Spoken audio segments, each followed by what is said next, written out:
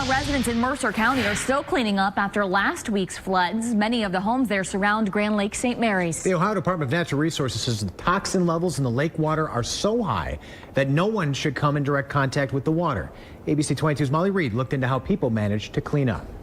Well, at this point last week, the water levels were almost knee-high. The streets filled with water, filled with toxins scientists say are dangerous. That water even seeped into some of these people's homes. So I went to those scientists today to find out just how dangerous it is to come in contact with those toxins. So there was no keeping up with getting the water out of the building. There was nowhere to go with it. Closing shop on a Friday and Saturday is a bar owner's worst nightmare. And later in the afternoon, as the wind changed directions, the water started coming in off the lake from the opposite side of the building. It was like a river running through. But during last week's floods, Duckfoot's owner, John Miller, just that, waiting for the 2 inches of water in his bar to go down before using fans to dry it out. It was bad for revenue. The EPA says cleaning up flood water with any toxins takes extra precaution. It says wait for the water to go down and avoid direct contact. It says if you experience flu-like symptoms after contact, you may have caught something.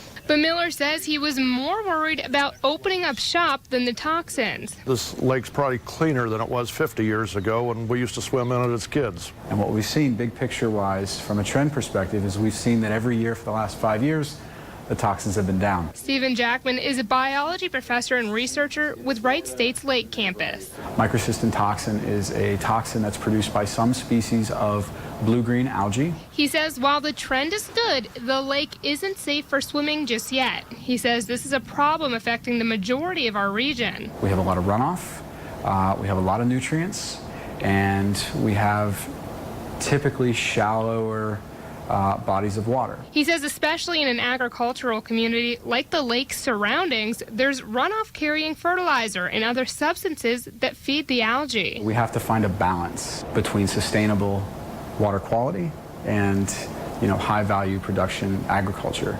As for the future of the lake, the scientists tell me that they just have to keep monitoring and testing the levels of the toxins in the water, hoping that they go down. In Mercer County, Molly Reed, ABC 22 News.